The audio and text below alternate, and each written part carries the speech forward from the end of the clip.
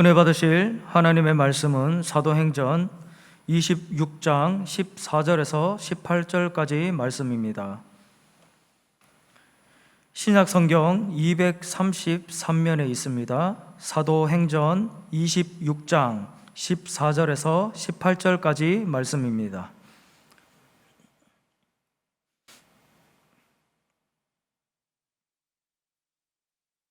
함께 합독하시겠습니다.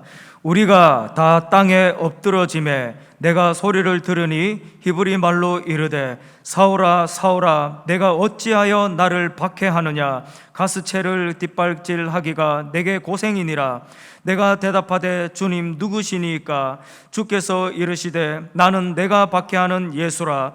일어나 너의 발로 서라. 내가 내게 나타난 것은 곧 내가 나를 본 일과 장차 내가 내게 나타날 일에 너로 종과 증인을 삼으려 함이니 이스라엘과 이방인들에게서 내가 너를 구원하여 그들에게 보내어 그 눈을 뜨게 하여 어둠에서 빛으로 사탄의 권세에서 하나님께로 돌아오게 하고 죄사함과 나를 믿어 거룩하게 된 무리 가운데서 기업을 얻게 하리라 하더이다. 아멘. 저는 사도행전 26장 14절로 18절까지 말씀을 중심으로 나의 소망이라는 제목으로 하나님 말씀 나누기 원합니다. 한번 같이 해보실까요? 나의 소망. 우리 부산과 아주 가까운 포항이라는 데 가면 토마토 농사하시는 한 할아버지가 계셔요. 성함이 황보태조라고 네 글자신데 이분은 평생 농사를 졌던 농사꾼입니다. 그런데 책을 내셨습니다. 책 제목이 포항농부 황보태조의 자식 농사 이야기라는 책입니다. 흥미로워서 농사꾼 아저씨가 어떤 내용을 적었을까 했더니 이분이 자녀를 딸 낳고 맨 끝에 아들을 낳았답니다. 그러니 정말 딸부자인데 감사한 건 하나님 앞에 딸이 태어나든 아들이 태어나든 하나님 주신 선물이니까 무조건 감사했다라는 거예요. 그래서 딸 넷에 아들 하나를 키웠는데 이 이야기가 참 재밌습니다. 이분이 제가 학교 얘기를 언급해서 죄송한데 5남매가 다 수재로 자랐습니다. 첫째 딸은 서울대학교 의대 최우수 졸업생이 되었고, 둘째 딸은 경북대 의대 장학생이 되었고요, 셋째 딸은 포항공대 화학과 수석 입학생이고 수석으로 졸업을 했고요, 넷째는 대구 카톨릭대학교의 약대생이고요, 그리고 마지막 아들은 서울대학교 의대 특차에 특별히 합격을 한 귀한 수재들입니다. 자, 그렇다면 이분의 학력은 어떨까요? 이 농사꾼 할아버지는 고등학교 중퇴가 전부입니다. 그런데 어떻게 이런 일이 일어났을까? 참 얘기가 재밌어요.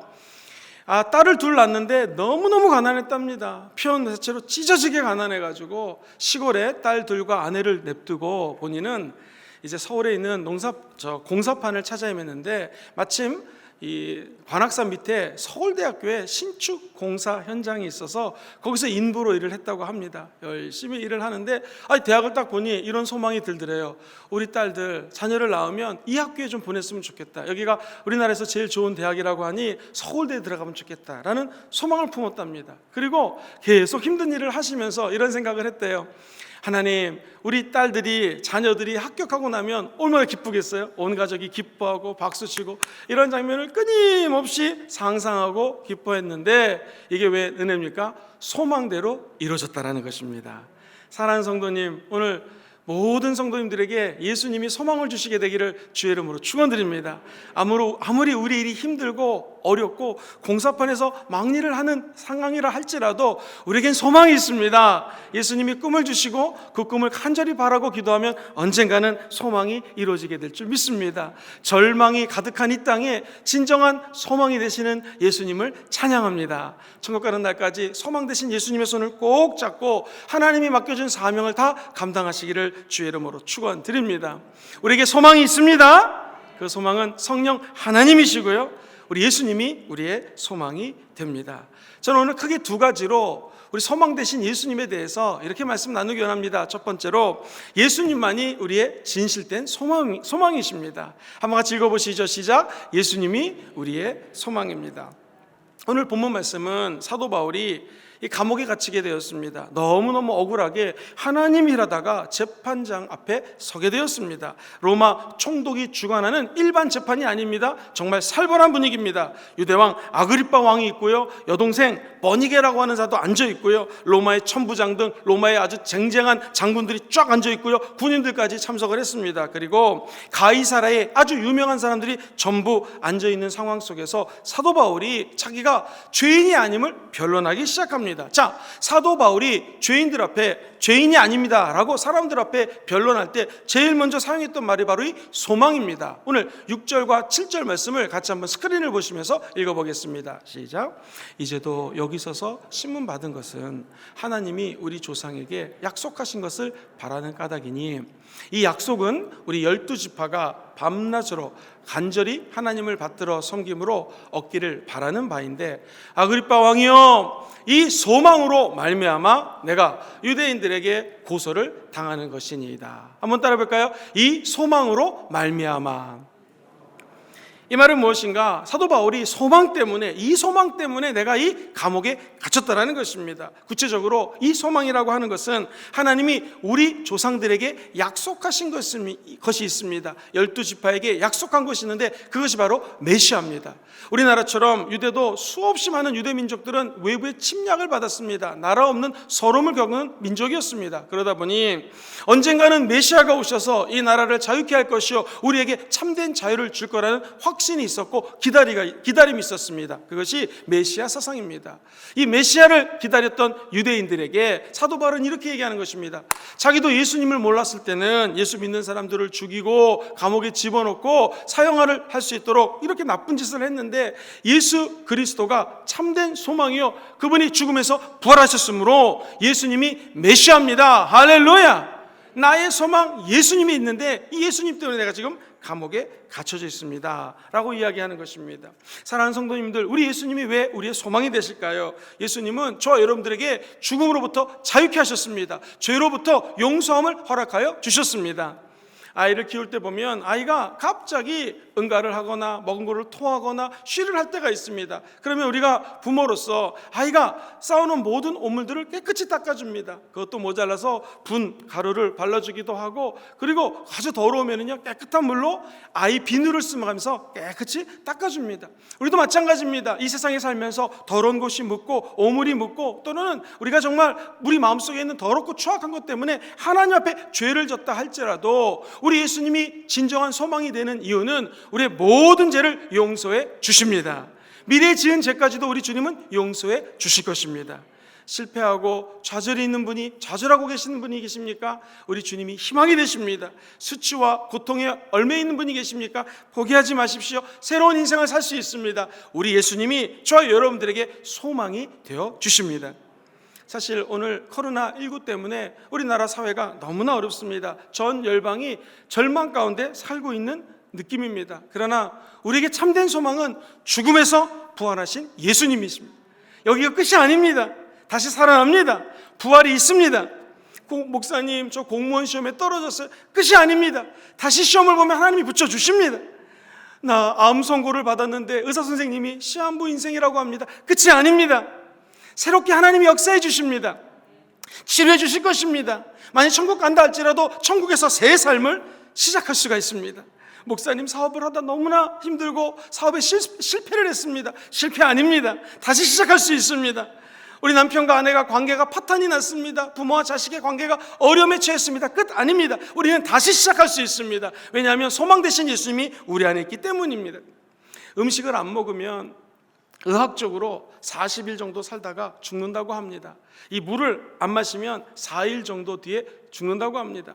우리가 공기를 안 마시잖아요. 숨을 안 들이쉬면은 한 4분 정도, 선생님들마다, 의사 선생님마다 틀리는데 어쨌든 사람마다 틀리겠죠. 3분에서 5분 정도 숨을 안 쉬면 죽습니다. 그런데요, 희망이 없으면 단 4초도 살아갈 수가 없습니다. 한순간도 살아갈 수 없는 것은 희망이 없으면 살아갈 수가 없습니다. 오늘 2부 예배 나오신 모든 분들은 하나님의 희망이 우리 가운데 임하게 되기를 주의 이름으로 축원드립니다. 세계적인 리더십 학자 존 맥스웰의 얘기를 들어보십시오. 희망은 우리에게 힘든 세월을 견뎌낼 수 있는 힘을 주고, 소망은 우리를 흥분과 기대감으로 인도한다라는 것입니다. 한 주 동안에 세상이 주지 않는 하나님의 소망으로, 기대감과 흥분으로 승리하는 한 주가 되기를 주의 이름으로 축원드립니다. 우리가 잘 아는 것처럼 세계적인 정치가 지도자가 있습니다. 윈스턴 처치 수상인데요. 아니, 어떻게 저 독일과의 싸움에서 승리할 수 있었습니까? 기자들이 물어봅니다. 도대체 영국이 갖고 있는 최강의 무기는 무슨 무기입니까? 신의 무기입니까? 무슨 무기입니까? 했을 때 처치 수상이 단 1초도 망설이지 않고 이렇게 얘기를 했습니다. 영국이 소유했던 가장 큰 무기가 있습니다. 그것은 바로 소망이요, 희망입니다. 사랑하는 성도님들, 우리도 마찬가지입니다. 우리가 세상 사람들하고 틀린 것은 무엇입니까? 세상은 절망과 어려움과 코로나19로 전부 다 얼어붙어 있습니다. 그러나 우리가 세상과 틀린 것은 한 가지 이유입니다. 우리에게는 하나님이 주시는 무기가 있는데 그것이 소망인 줄 믿습니다. 사도 바울이 사도행전 26장 9절로 12절에 보면은 나는 예수 믿기 전에 예수 믿은 사람을 감옥에 집어넣습니다. 심지어는 죽이는 일에 앞장섰습니다. 예수 믿으면 색출해가지고 강제적으로 예수 믿는 사람들 앞에서 공개 망신을 주고 예수를 부인하라 라고 얘기했던 사람입니다 라고 얘기를 합니다. 그런데 바울의 논절을 가만히 생각해 보면 왜 그랬을까? 정답, 바울에게는 소망이 없었습니다. 그래서 율법적으로, 자기 도덕적으로, 자기 생각에, 자기 의로 예수 믿는 사람들을 핍박했던 것입니다. 그러다 어느 날 예수님이 나타나셨습니다. 사울아, 사울아. 바울의 예수 믿기 전에 이름이 사울이거든요. 어찌하여 네가 나를 박해하느냐? 누구십니까? 누구십니까? 나는 네가 박해하는, 네가 핍박하는 예수라 라고 광명한 가운데에 예수님을 만나게 됩니다. 그는 눈이 멀습니다. 비록 육신의 눈은 잠시 멀었지만 그에게는 영안이 열리게 되었습니다. 오늘 이 새벽에 아무리 어려운 일이 있어도 예수의 빛을 보시고 우리 영적인 눈이 열리게 되는 아침 되기를 주의 이름으로 축원드립니다. 하나님이 사도 바울을 불쌍히 여기셔서 사울을 바울로 변화시켜 주신 것입니다. 사울의 인생을 살 때는 소망이 없었습니다. 그러나 바울의 인생을 살 때는 하나님이 주시는 소망을 가지고 살았습니다. 여기 계신 모든 성도님들이 수많은 바울들이 변하여 오늘 수많은 사울들이 변하여 예수 그리스도 이름으로 바울 되는 은혜가 있게 되기를 주의 이름으로 축원드립니다. 어르신들은 아베베라고 하는 마라톤 선수를 좀 기억하실 것입니다. 이디오피아 사람이에요. 세상에서 제일 가난한 곳에 태어났습니다. 그런데 그가 1960년 로마 올림픽에 나가서 마라톤을 했는데 맨발로 달렸습니다. 맨발의 청춘입니다. 세계 신기록을 세우면서 우승을 합니다. 64년도 도쿄올림픽이 열렸습니다. 그가 출전하려고 다 모든 것이 준비가 됐는데 세상에 한 달 전에 맹장 수술을 받았습니다. 그런데 주변에 만류를 무릅쓰고 경기에 나갔습니다. 1등 할 거라 아무도 생각을 못했습니다. 그런데 하나님의 은혜로 열심히 뛰었더니 세계 신기록을 세우면서 한 달 전에 수술했던 사람이 1등으로 금메달을 차지합니다. 그리고 68년도에 드디어 멕시코에서 올림픽이 개최가 되었습니다. 또 출전하려고 3관왕에 도전해야지 했는데 이게 웬일입니까? 열심히 뛰는 중간에 그만 이 관절이 골절이 돼가지고 다리를 더 이상 뛸 수 없게 되었습니다. 그리고 다시 고쳐서 다시 또 마라톤을 뛰어야겠다 생각을 했는데 이게 웬일입니까? 사고가 나서 교통사고로 완전히 하반신을 못 쓰게 됩니다. 그런데 이 아베베라고 하는 분은 포기하지 않습니다. 절대 절망의 순간에 희망을 노래합니다. 두 팔로 열심히 훈련을 시작합니다. 양궁을 해가지고 결국 장애인 올림픽에 나가서 결국 그는 금메달을 휩쓸게 됩니다. 그가 기자들의 질문에 이렇게 이야기를 합니다. 저는 두 다리를 쓰지 못하게 되었지만 이런 두 다리를 생각하기보다는 아직도 쓸 수 있는 두 팔을 바라봄으로 새로운 희망을 찾게 되었습니다. 우리가 없는 거 생각하고 나에게 부족한 거 생각하면 소망이 없습니다. 그러나 나에게 있는 거 생각하시고 하나님 주신 은혜를 생각하면 어떠한 위기도 극복하게 될 줄 믿습니다. 하나님께서 주신 은혜, 하나님 주신 소망, 하나님 주시는 사명을 발견하시고 이 어려운 시기를 오직 예수 소망으로 극복하는 저 여러분 되시기를 주의 이름으로 축원드립니다.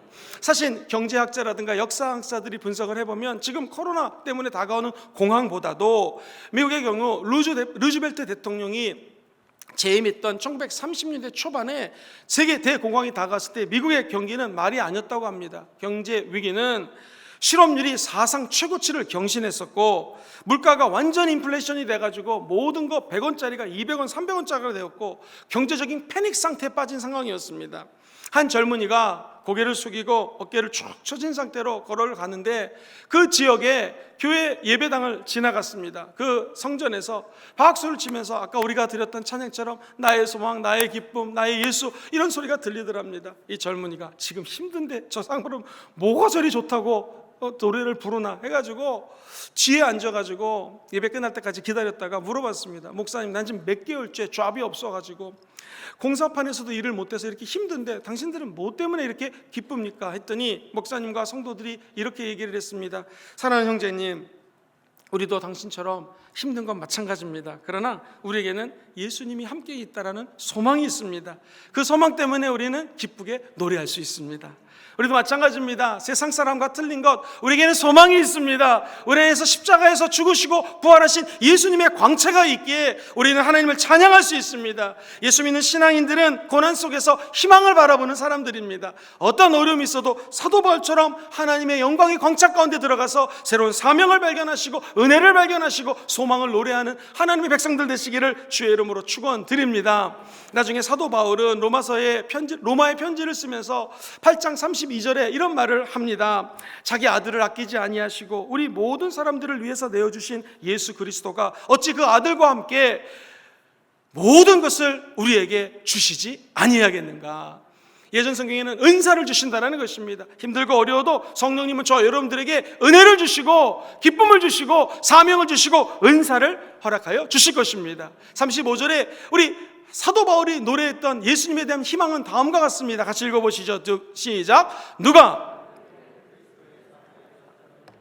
환난이나 곤고나 박해나 기근이나 적신이나 위험이나 칼이라 아무도 하나님의 사랑에서 끊을 수 없다라는 것입니다. 사랑하는 성도님들, 우리의 소망은 오직 하나님과의 안에 있는 참된 기쁨이요 소망이 연결되었다라는 것입니다. 37절 이하의 유명한 말씀이 있지요. 그러나 이 모든 일을 우리를 사랑하시는 이로 말미암아 우리가 어떻게 이겨요? 넉넉히 이기느니라. 38절 시작. 내가 확신하노니 사망이나 생명이나 천사들이나 권세자들이나 현재일이나 장래일이나 능력이나 높음이나 깊음이나 다른 어떤 피조물이라도 우리를 우리 주 그리스도 예수 안에 있는 하나님의 사랑에서 끊을 수 없느니라. 할렐루야. 어떤 것도 사랑하는 성도님들을 하나님의 사랑에서 끊을 수가 없습니다. 왜냐하면 십자가 예수님이 강력한 접착제가 되셔서 저 여러분들을 하나님의 사랑과 딱 붙여놨다는 소망인 것입니다. 여러분, 예수님이 여러분의 소망인 걸 믿으십니까? 그렇다면 목사님, 어떻게 살아야 됩니까? 저 여러분들은 예수 믿은 사람은 이제 소망을 나눠야 됩니다. 소망 나눔입니다. 같이 해보실까요? 소망 나눔. 이 사도 바울도 예수님을 만나자 인생이 바뀌게 됩니다. 왜 그랬을까요? 예수를 만나면 우리 마음속에 소망이 생깁니다. 오늘 17절과 18절 말씀에 이렇게 적혀져 있어요. 같이 한번 본문 말씀 읽어봅니다. 시작. 이스라엘과 이방인들에게서 내가 너를 구원하여 그들에게 보내요. 그 눈을 뜨게 하여 어둠에서 빛으로 사탄의 권세에서 하나님께로 돌아오게 하고 죄사함과 나를 믿어 거룩하게 된 무리 가운데서 기업을 얻게 하리라 하되. 이게 조금 어려워요. 그래서 좀 쉽게 메시지 성경을 따갖고 왔습니다. 지금 하나님이 사도 바울에게 이렇게 얘기하는 거예요. 스크린을 보시면서 한번 같이 읽어보겠습니다. 제가 조금 메시지 성경을 이렇게 좀 읽어보겠습니다. 내가 너를 보내는 것은 하나님 말씀이십니다. 이방인들에게 눈을 열어주어 그들로 하여금 어둠과 빛의 차이를 보고 빛을 선택하게 하고, 사랑하는 아들아, 사탄과 하나님의 차이를 보여줘서 하나님을 선택하게 하려는 것이다. 바울아, 내가 너를 보내는 것은 내가 그들의 죄를 용서하게 하고 그들에게 하나님 아버지의 가족, 내 가족의 신분을 주려는 것이다. 나를 믿어서 참된 삶을 시작하는 사람들 속으로 그들을 초청하려는 것이다. 너무 쉽죠? 아주 간단합니다. 예수님이 사도에게 소망을 줬는데 그 소망은 뭐냐면 첫 번째로 어둠에서 사는 것이 아니라 사람들로 하여금 빛으로 끌어올 수 있도록 너에게 소망을 준다는 것입니다. 사탄의 권세에 사는 것이 아니라 하나님과 사탄의 차이점을 보여주고 너를 통하여 하나님의 빛의 세계로, 하나님의 나라로 사람들을 이끌 수 있는 소망을 준다는 것입니다. 무엇보다도 하나님을 믿어서, 나를 믿어서 하나님의 백성들이 거룩하게 될 수 있는 능력을 준다는 것이요. 바울아, 내가 너에게 소망이 있는데 때문에 이 수많은 무리 가운데서 내가 너에게 기업을 주고 사람들로 하나님의 가족되고 친척되는 은혜를 주기 위함이라는 소망을 받게 되었습니다. 오늘 이 본문 말씀처럼 저와 여러분들도 예수님을 만나면 우리 마음속에서 소망이 샘솟아 오르게 될 것입니다.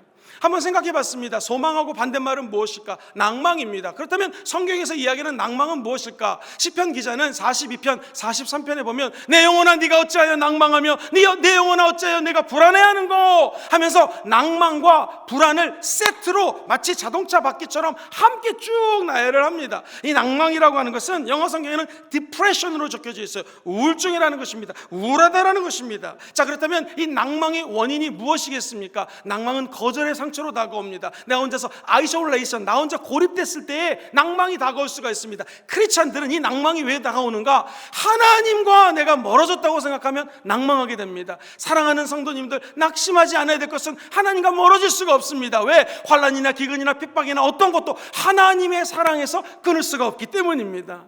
친척에게 버림받고 사람들에게 왕따당하면 혼자서 낭망하게 됩니다. 그런데 우리는 신경 쓰지 않습니다. 이 낭망이라고 하는 것을 하나님이 극복해 주셨기 때문입니다.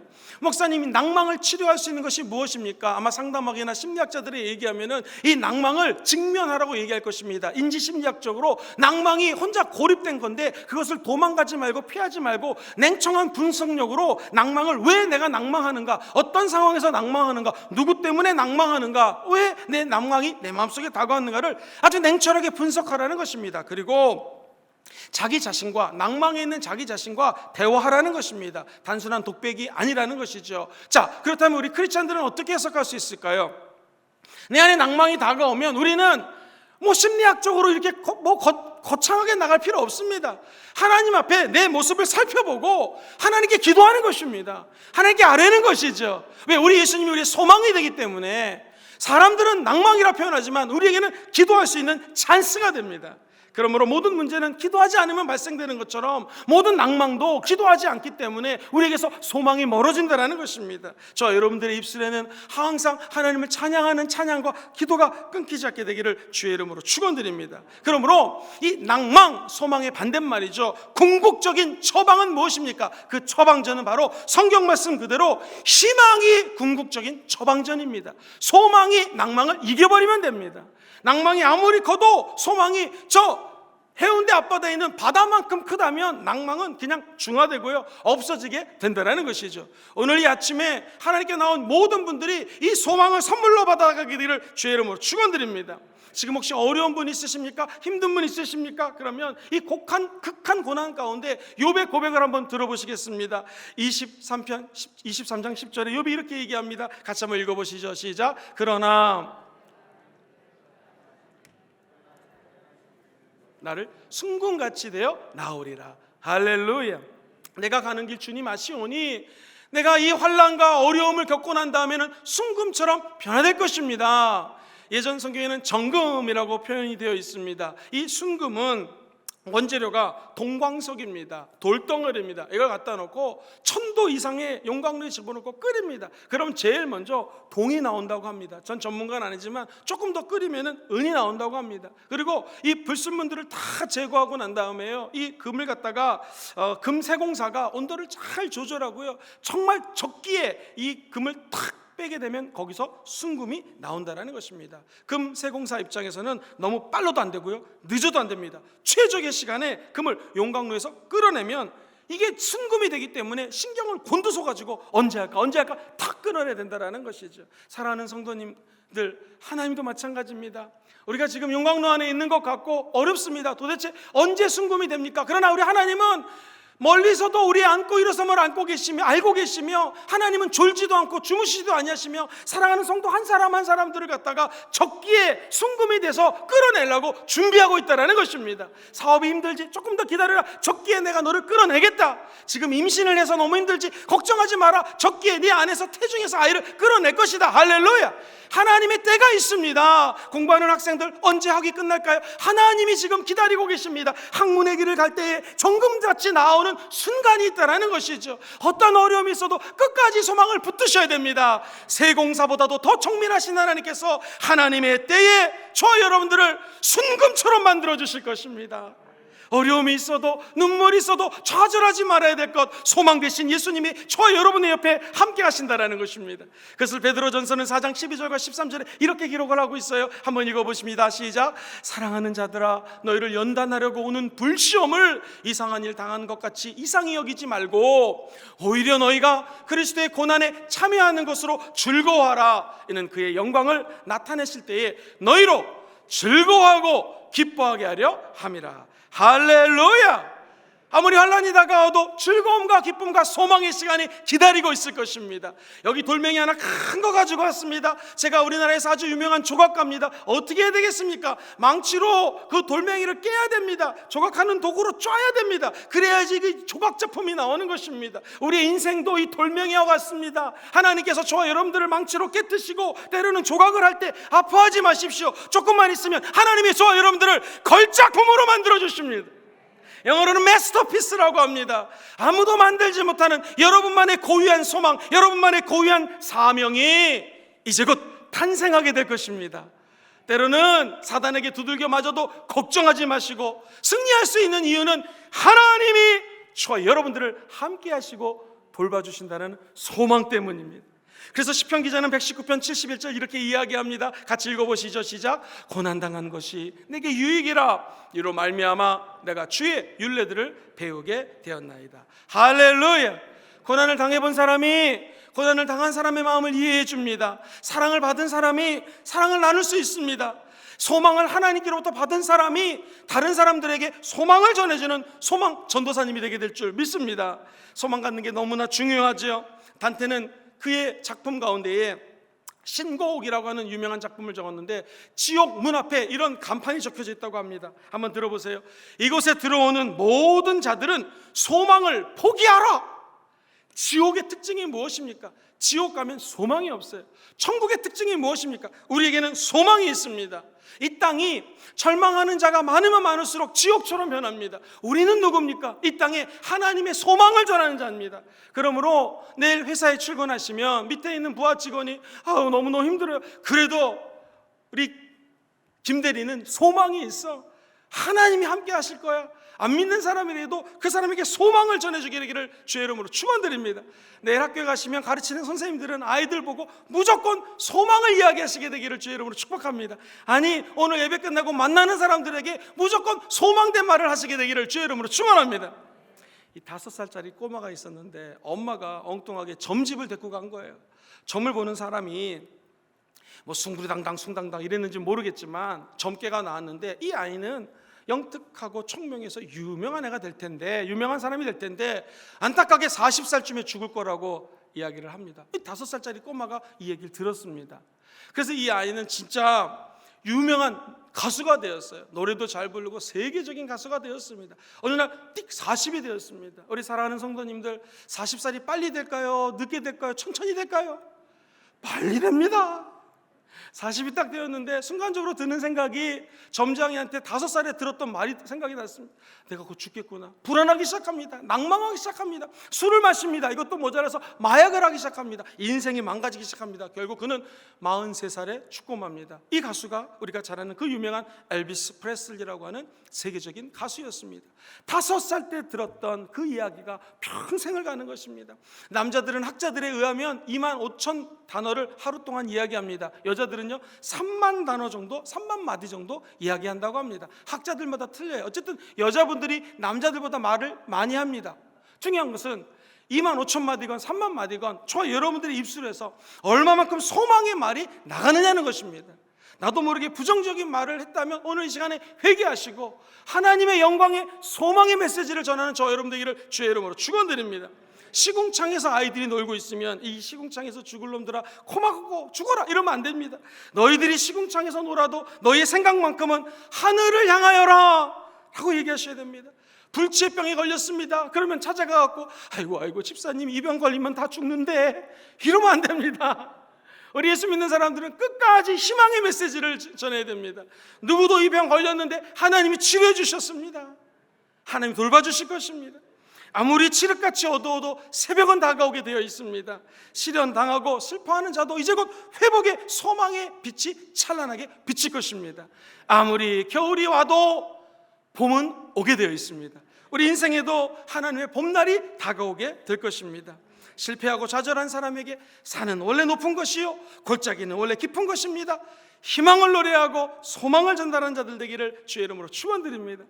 이런 류의 예는 너무나 많죠. 미국에서요 샴 쌍둥이라고 해서 머리가 붙어있는 쌍둥이를 수술한 그야말로 신의 손이라고 하는 유명한 외과 의사가 있습니다. 이분이 존 홉킨스 대학의 바로 벤 칸슨이라고 하는 유명한 박사인데, 여러분 아시는 것처럼 어떻게 유명하게 됐는가? 엄마가 말썽작이었어요. 맨날 싸움하고 시험 보면 빵점 맞으고. 그런데 엄마는 끝까지 아들에게 소망을 포기하지 않았습니다.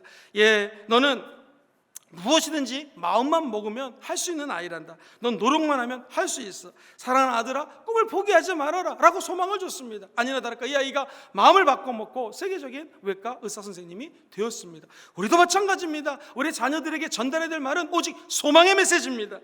소망을 주는 말 한마디가 그 사람을 살리는 것이죠. 오래전 이야기입니다. 그때는 전보가 있었어요. 전보를 열심히 배달하는 전보 배달원인 한 소년이 12살이었습니다. 어떤 노신자가 열심히 배달하는 아이를 보면서 이렇게 얘기했습니다. 너 정말 총명하게 생겼구나. 지금 몇 사람에게 이 전보 소식 전해주지만 너 이제 언젠가는 많은 사람들에게 희망을 전해주게 될 거다. 이 아이 마음속에 소망이 들어왔어요. 그래, 한번 나도 해보자 라고 해서 그가 세계적인 강철 회사를 만들게 되는데, 우리가 잘 아는 너무나 유명한 대부호 카네기라는 사람으로 성장이 되었습니다. 사랑하는 성도님들, 코로나 때문에 교회학교 아이들이 많이 오지 못하고 있지만 예배 마치고 내려가다가 우리 어린아이들 정말 신상회에서부터 우리 초등학생, 중학생, 고등학교 청년부 만나면 무조건 아이들에게 소망의 말을 하시게 되기를 주의 이름으로 축원합니다. 너를 통하여 하나님이 이 나라를 구원할 것이다. 너를 통하여 하나님이 큰 일을 할 것이다. 이 나라의 대통령, 이 나라의 정치, 경제, 문화, 사회, 연예계 탁월한 리더들이 우리 교회 학교의 아이들을 통하여 나타나게 될 줄 믿습니다. 우리는 아이들을 야단치는 것보다 무조건 칭찬하고 소망을 줘야 됩니다. 그때 하나님의 나라가 우리 자녀들을 통하여 확장되고 놀라운 기적 가운데 성취되게 될 줄 믿습니다. 생각해 보면 모세는요 살인자예요. 도망간 그 모세에게, 살인자에게 하나님 나타나서 소망의 메시지를 주셨습니다. 여러분, 엄청난 공경에 처해 있어서 예레미야 슬프고 울음밖에 나올 것이 없는데 하나님은 예레미야에게 소망을 줍니다. 환난당한 다니엘에게 나타나셔서 하나님은 소망의 메시지 주셨습니다. 예수님은 38년 된 병자에게, 창녀에게, 도둑질한 자에게, 아픈 자에게, 문득병 걸린 자에게, 무너진 자에게, 현장에서 가늠하다 잡혀온 여인에게 우리 주님은 소망을 주시는 것입니다. 그렇다면 예수 그리스도가 우리의 진정한 소망인 것을 믿으십니까? 그럼 우리도 예수님의 소망을 전해야 되게 될 줄 믿습니다. 유럽의 중세 때 켈빈이라고 하는 경이 이렇게 얘기했습니다. 무거운 물체는 날 수 없다. 아닙니다. 비행기 날아오르게 되었습니다. 미국의 특허 청장입니다. 일반 청장이 아니라 특허를 감당하는 청장의 찰스 두웰이라는 사람이 1899년도에 이렇게 얘기했습니다. 지금 발명될 거는 다 발명됐다. 앞으로는 발명될 것이 없다. 그랬습니다. 여러분, 이우경 씨가 쓴 아프다 너무 아프다라는 책에 나오는 건데요, 153페이지를 쭉 읽어보니 한번 들어보십시오. 미국의 로버트 폴렌이라는 사람이 허드슨 강에다가 증기선을 띄웠습니다. 사람들이 저거 배가 갈 거야? 못 간다 그랬습니다. 근데 배가 증기기관의 힘으로 쭉 갑니다. 저거 서겠어? 이렇게 또 얘기를 했습니다.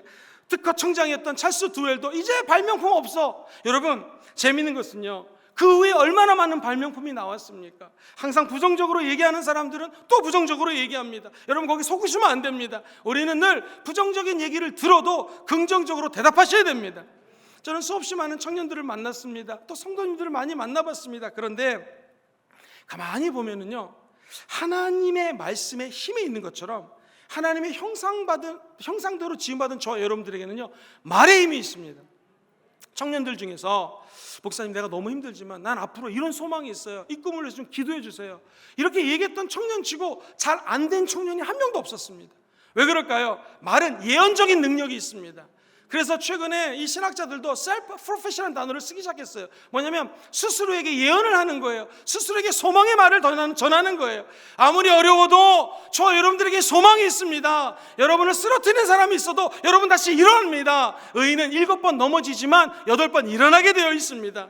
말이 힘이고 말이 에너지입니다. 우리의 입술로 우리의 미래를 창조적으로 소망적으로 이끌 수가 있습니다. 사랑하는 성도님들, 저 여러분들과 누군가가 5분만 대화하면 이 소망의 물결이 우리 안에 당겨지게 되기를 주의 이름으로 축원드립니다. 성경에 보면 히브리서 13장 15절에는요 우리 입술의 열매를 이렇게 표현합니다. 같이 한번 큰 소리를 읽어봅니다. 시작. 그러므로 우리는 예수로 말미암아 항상 찬송의 제사를 하나님께 드리자. 이는 그 이름을 증언하는 입술의 열매니라. 사랑하는 성도님들, 우리는 혀가 작지만 말 한마디도 사람을 살릴 수 있고 죽일 수 있다면 우리는 어떻게 소망을 전하겠습니까? 이 입술로 늘 사람들에게 소망과 빛이 되신 예수를 증거하는 저와 여러분 되시기를 주의 이름으로 축원드립니다. 말씀 한 구절을 큰 소리로 읽고 오늘 말씀을 정리합니다. 우리가 잘 아는 예레미야 29장 11절 말씀이에요. 같이 한번 큰 소리로 암송하는 마음으로 읽어봅니다. 시작. 야훼의 말씀이니라. 너희를 향한 나의 생각을 내가 아나니 평안이요 재앙이 아니니라. 너희에게 미래와 희망을 주는 것이니라. 할렐루야. 오늘 주님 말씀하십니다. 누가 우리의 소망입니까? 첫 번째로 예수님이 우리의 소망입니다. 아니, 예수님만이 우리의 소망입니다. 돈도 나의 소망, 명예도 나의 소망, 물질도 나의 소망 아닙니다. 오직 예수님만이 우리의 소망인 줄 믿습니다. 두 번째, 예수님이 소망인 것을 믿으십니까? 어떻게 살아야 됩니까? 우리는 소망을 나눠줘야 됩니다. 구체적으로 어떻게 나눌까요? 소망은 아주 간단합니다. 입술로 나누는 것입니다. 비싼 돈 들이지 않아도 됩니다. 우리 입술이 늘 소망을 나누는 그런 입술 되시기를 주의 이름으로 축원드립니다.